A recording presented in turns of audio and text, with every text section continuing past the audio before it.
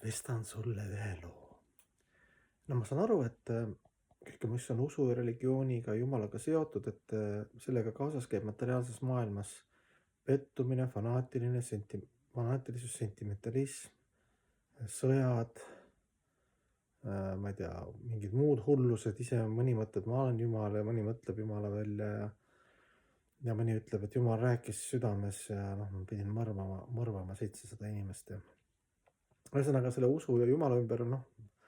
nii palju igast crap'i, eks ju, inimesed kuidagi oskavad ära kasutada, et ma saan aru, et lihtne inimene lihtsalt istub ja mõtleb, et noh, et what the heck, eks ju, issand jumal, eks ju, midagi, noh, see materialistlik ühiskond, see on vesi peale, siis kõik, mis on usuga seotud, ei ole ka võib-olla ilusaid kogemusi.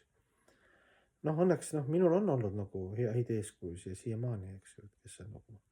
aastatega nagu näidanud, et mis on nagu headus ja omaksupüüdmatus ja kes on oma keha ja mõistuse ja jutuga ja oma energiaga näidanud seda ja noh, ja palju on ka elanud neid erinevatel ajastutel, erinevates siis, ma ei tea, maailmajagudes selliseid imelisi hingesi, mis on täheldatud ajalooliselt ära. Aga selline lugu on selles, et kunagi Moskvas ka kirjutas üks ajakirjanik siis nagu väga halvasti pühendunutest, Krishna pühendunud. Ma saan aru, et ütleme, et tavalisele inimesele, ütleme, et mingi vene inimene kuskil, mingid tüübid laulavad võõras keeles, võib-olla nad laulavad ka veel niimoodi, võib-olla ei olegi kõrvale nii ilus, nad sellised entusiastlikud, fanaatilised seal Krishna idid võib-olla. Ja siis nad levitajad räägivad mingi Jumal ja Krishna ja kõik see atribuutika, nagu siis mul tuleb meelde ka üks tuttav, kes ütles, et tal igasugune asi, mis on Indiaga seotud, ajab oksele, eks ju. Mind ka see India otseselt ei huvita, mind huvitavad nagu loodusseadused, aga veedad kuidagi minu jaoks on kajastanud kõikidel tasanditel, materiaalsetel ja vaimsetel tasanditel siis teaduslikult ja väga põhjalikult, loogiliselt maailma tõdesi, aga okei, see selleks. Ja siis teine ajakirjanik, kes oli ka nagu tavaline ajakirjanik selles mõttes, tema kirjutas nagu vastuartikli. Ja vastuartikkel on siis selline, et me võime võtta ka seda kristluses või ükskõik mis algses puhtas usus, eks ju, siin ajalooliselt siin maailmas, et mis on siis need põhimõtted, eks ju, et need noored inimesed, et see teine alternatiiv, eks ju, paarti, narkots, eks ju, alkohol, seksboks, mängud, eks ju, kuulsus, mis seal olid kõik 90-ndatel muud mängud, eks ju, maffia ja kõik, et see on siis alternatiiv.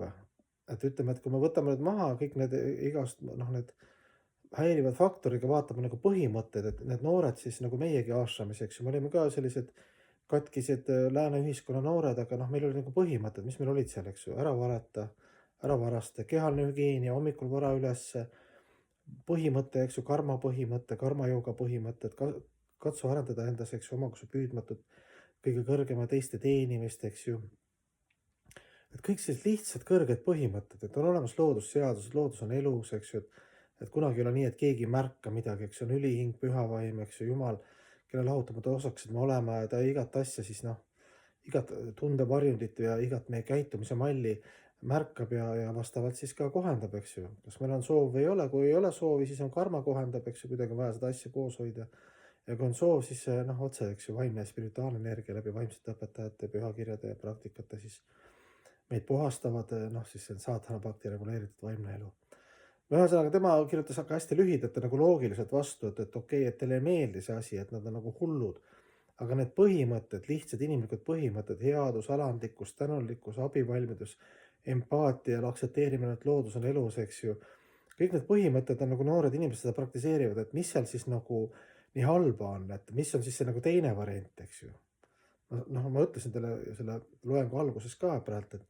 et loomulikult usuinimestega, kõik, kes tulevad vaimse elu juurde, käib kaasas see, et alguses peetakse ennast paremaks, eks ju, ma hakkasin vaimseks inimeseks, siis tahetakse kõike päästa, ise sa ei ole veel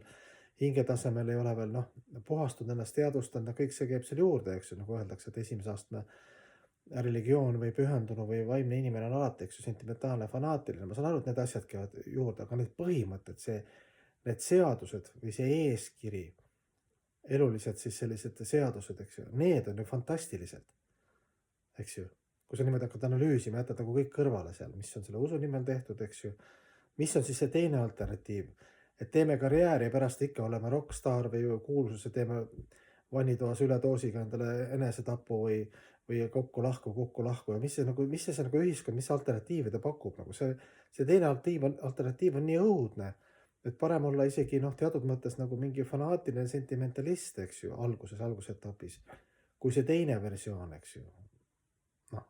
kus me tegelikult oleme kõik tulnud, eks ju, mida siis see pakub, see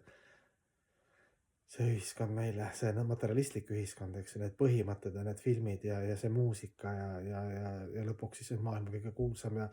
statistiliselt kõige parem haigus või kõige noh, popim haigus on siis antidepressandid, siis depressioon. Millegipärast, noh, mis see urban siis kultuur on andnud nagu. niimoodi lihtne analüüs.